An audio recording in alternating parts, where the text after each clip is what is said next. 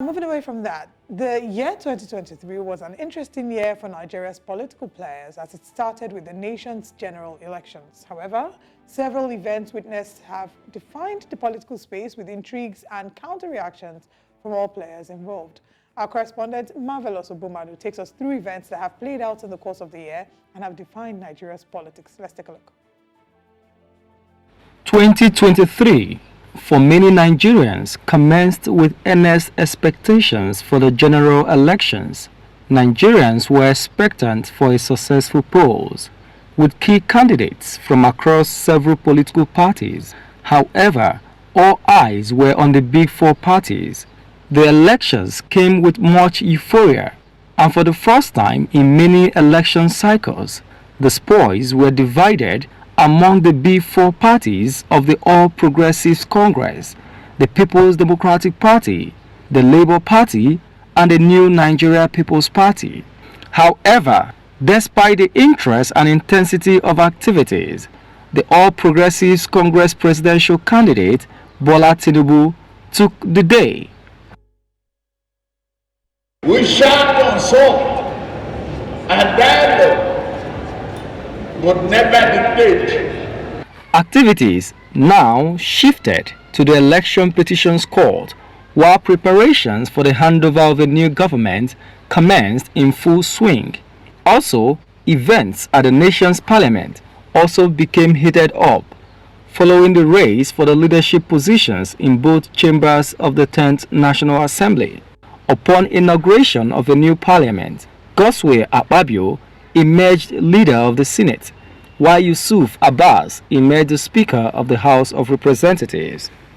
The Presidential Election Petitions Court commenced its pre-trial hearing on the 8th of May 2023 after receiving petitions from the candidates of opposition political parties. Although the Court of Appeal and the Supreme Court were in sync in their separate judgments that affirmed President Bola Tinubu's victory, opposition candidates still accusing the judiciary of favoring the APC presidential candidate, rejecting the judgments. If the Supreme Court, the highest court in the land, implies by its judgment that crime is good and should be rewarded, then Nigeria has lost. It is therefore with great despair that I observe that the court's decision contradicts the overwhelming evidence of election rigging. Before the Supreme Court judgment, the issue of President Tinubu's academic certificates at Chicago State University also dominated the airwaves. The entire Chicago University matter, as well as Chief Bola Ahmed Tinubu's many other lingering identity question marks, have further worsened Nigerian less than glorious image internationally. Within the opposition Labour Party, a contest of sorts emerged for the leadership of the party. Both Julius Abure and Lamidi Apapa and their supporters pitched their tents against each other, throwing brickbats and fighting who will lead the party. Meanwhile, following the swearing-in of President Bola Tinubu as the new president of Nigeria and his announcement stating the removal of petrol subsidy, Nigeria's organized labor unions drew the battle line with the new government, accusing it of insensitivity. There was no strike before the issue of removal of fuel subsidy and promises. In fact, it was the government that said, ask for palliative, ask for wage. And we have asked for it, and we couldn't get any. That strike was a product of frustration. On July the 28th, President Tinubu transmitted ministerial nominations to the parliament for screening and approval. However, 3 nominees did not make the cut.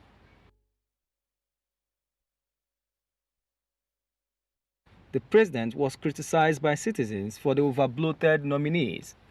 While the new administration was taking shape, off-cycle elections were conducted on November the 11th in the 3 states of Imo, Bayelsa, and Kogi. Opposition parties also condemned the outcome of the polls uploading to the portal, to the IRF, had started while even voting was taking place, was still ongoing. So how did that happen? That they should go to their back-end server and confirm the results they were about to announce, that they are not correct. So INEC refused to do that. All attention now shifted to Ondo State, located in Nigeria's southwest region. The health status of the governor, who had not been seen in public life, now took center stage. Following his return from Germany and his inability to resume work, the issue was finally resolved following an intervention by President Tinubu. What the people want is for Governor Akeredolu to completely accept, if he could, that he can no longer run the state and let the state be. Leave power and let there be a substantive governor. Meanwhile, the political atmosphere in oil-rich River State was also being charged, with the State House of Assembly commencing impeachment proceedings against the governor, Siminalayi Fubara. Lawmakers in the state became divided into two factions, one backed by former Governor Nyesom Wike and the second loyal to Fubara. He sent notice which indicated the various particulars of his misconduct and signed by 24 members of the day before this House on the 30th of October 2023. Nigeria's President Bola Tinubu has waded in on the political impasse going on in Nigeria's rich oil river state by calling on all parties concerned to a truce. At the end, a consensus was reached, but it has also generated pockets of criticisms here and there. Many River State indigents have called on Governor Fubara not to pay attention to his political distractors, but rather focus on delivering governance to the people of River State. It is expected that year 2024 will present an opportunity for political players to reflect on how best to handle their political differences in order to move the nation forward. Marvellous, Obomanu, reporting for News Central. That was a great report, well detailed by Marvellous Obomanu all the way from Abuja, Federal Capital Territory, taking a decisive look into the happenings, especially when it comes to elections in Nigeria. I can say that one of the most memorable one would be the elections in itself.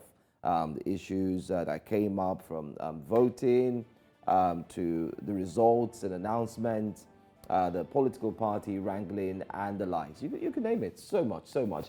It's been an eventful year if you want to look at it. So far, so good from January up until now. And this happens to be the last edition of Breakfast Central for 2023. Absolutely. As we wrap up Breakfast Central 2023, we will see you again in 2024. But I want to say thank you to everyone who stuck with us as a show, to everyone who's shown up daily, the behind-the-scene team.